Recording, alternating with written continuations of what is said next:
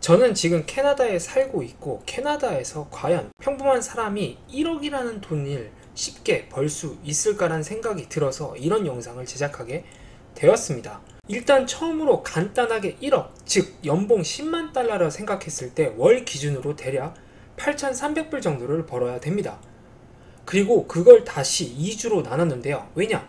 제가 살고 있는 캐나다 밴쿠버 같은 경우에 2주에 한 번씩 주급식으로 체크를 받습니다. 페이첵이라고 해서 받는데요.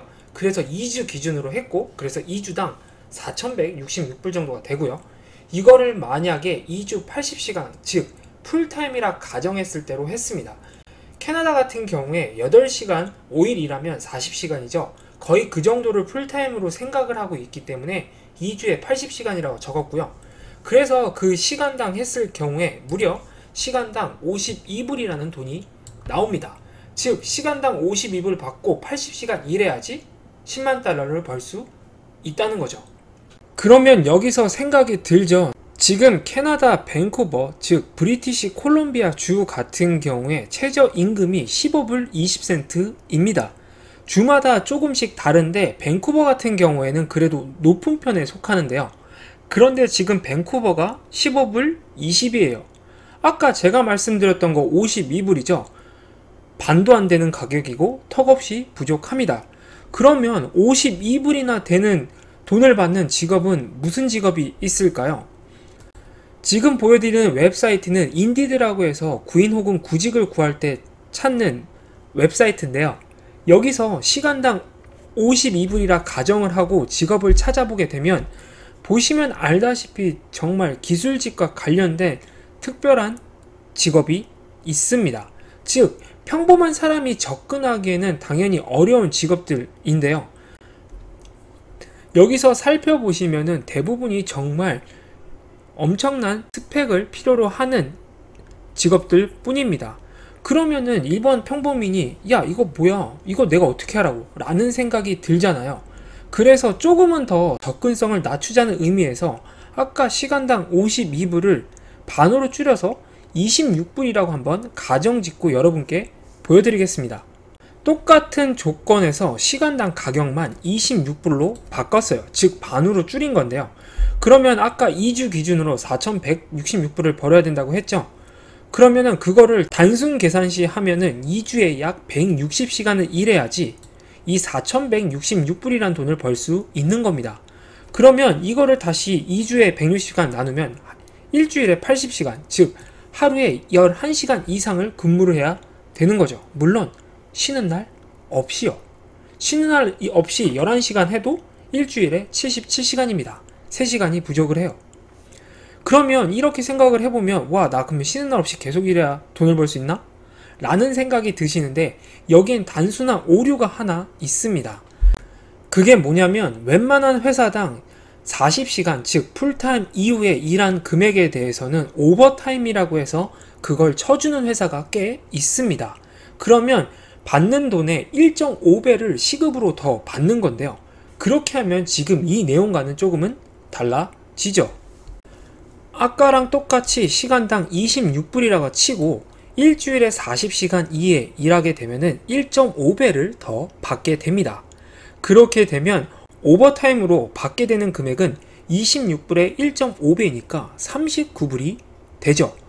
그러면 아까 2주에 4,166불을 벌어야 된다 했잖아요. 그러면 기본급, 즉 26시간으로 80시간을 일하면 2,080불이 됩니다. 2주에 이 돈이 되는 거예요. 근데 우리가 벌어야 될 돈은 4,166불이잖아요. 그러면 그걸 빼면 2,086불이 나오고요. 그걸 다시 오버타임, 즉 39불로 계산을 해보면 내가 오버타임으로 몇 시간을 일해야 되는지가 나오는데요. 그게 바로 53시간이 나오는 겁니다. 그래서 전체적으로 다 합치면 80시간 더하기 53시간, 즉 133시간을 2주에 일해야지 이 돈을 받을 수 있는 거죠. 단순 계산으로 치면은 2주에 130시간이니까 일주일에 쳤을 경우에 대략 66시간 정도가 되는데요. 66시간이라 치면은 하루에 10시간이라 쳤을 땐 6.6일이 되고요. 만약에 11시간씩 6일이라면 끝나는 거죠.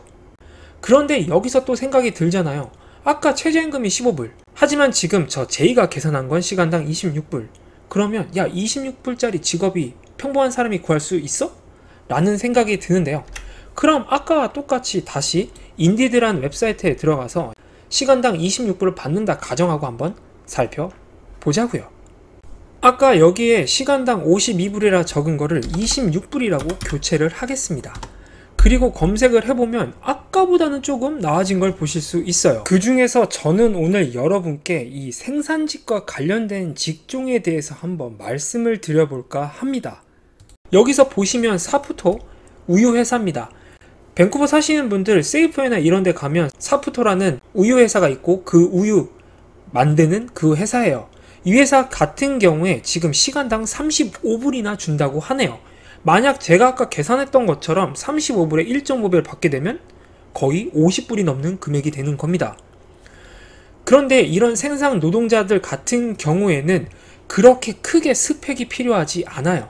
여기서 원하는 건 대부분이 건강한 신체를 가진 사람과 다른 사람과 같이 일을 하는데 지장이 없는 사람들을 원합니다. 그래서 여러분께 지금 단순한 예로 여기 사푸토 밀크하고 펩시콜라 아시죠? 그 회사 이름이 펩시코인데요. 여기를 한번 간단하게 보여드릴까 해요. 지금 이게 사푸토 밀크가 사람을 구인하고 있고 어떤 일을 하는지에 대해서 간단하게 보여주고 있는 겁니다. 그래서 물건을 올리고 내리고 하는 거니까 일단 신체가 건강해야겠죠. 그리고 시간당 처음 시작은 26불이라고 되어 있네요. 그런데 1000시간마다 5% 오르고 최대 35불까지 오른다고 합니다. 아까 말씀드렸던 다른 예로 한번 펩시코를 볼게요. 펩시코 같은 경우에는 지금 오후와 야간 때 일하는 사람들을 구하고 있네요.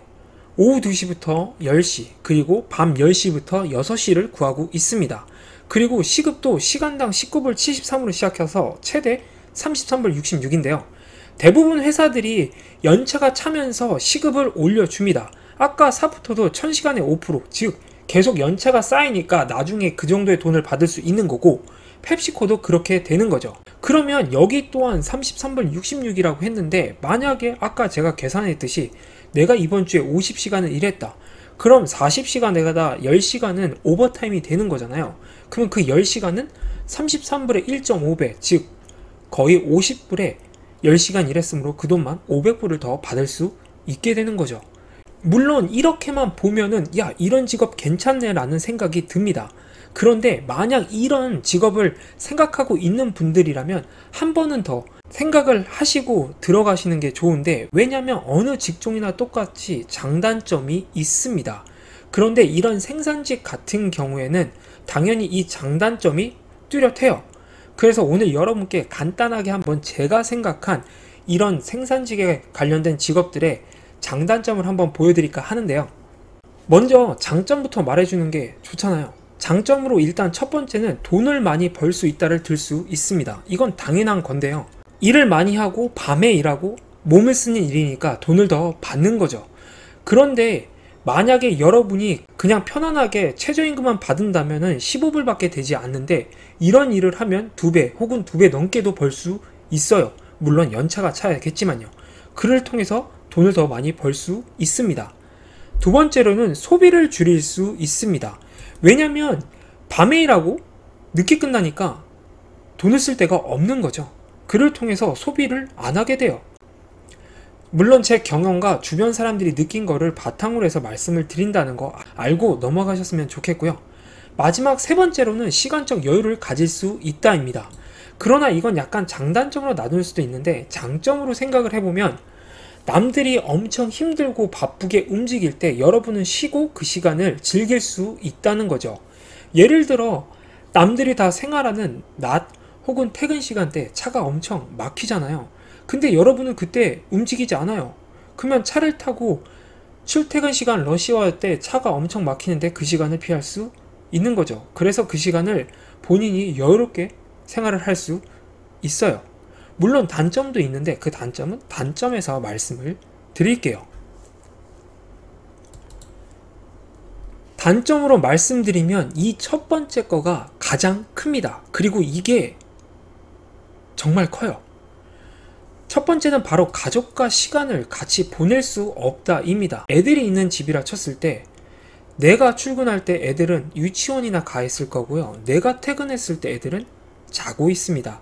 그러면 애들이랑 같이 시간을 보내고 싶은데 못 보내게 되는 거죠. 그리고 두 번째로는 낮과 밤이 바뀌어서 힘들다입니다.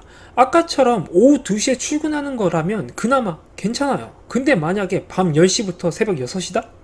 그러면 밤낮이 아예 바뀌잖아요. 본인의 생체 리듬이 갑자기 바뀌기 때문에 어떤 분들은 꽤 오랫동안 힘들어 하시는 분들도 있더라고요. 그래서 이게 조금은 힘들게 느껴지기도 합니다. 마지막은 첫 번째가 약간 일맥상통하긴 하는데 다른 사람들과 다른 생활을 해야 한다는 겁니다. 이틀의 쉬는 날짜를 제외하고 나머지는 나는 다른 사람들이 움직이는 시간대에 똑같이 움직일 수가 없어요.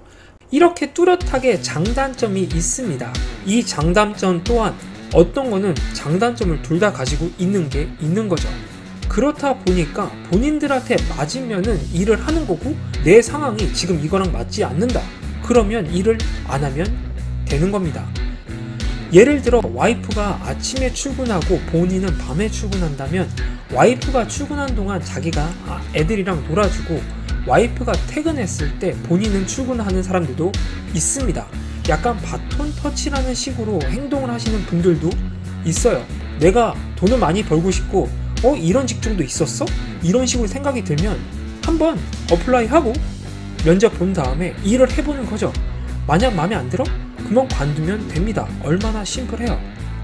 다시 한번 말씀을 드리지만 오늘 영상은 정말 지극히 저의 개인적인 생각에서 영상을 보여드리는 거고요.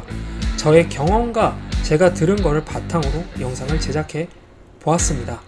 만약에 더 궁금하신 내용이나 토론하고 싶은 내용이 있다면 언제든지 댓글 달아주시면 성실히 답변해 드릴 거고요. 그럼 오늘은 여기서 마칠게요. 그럼 안녕.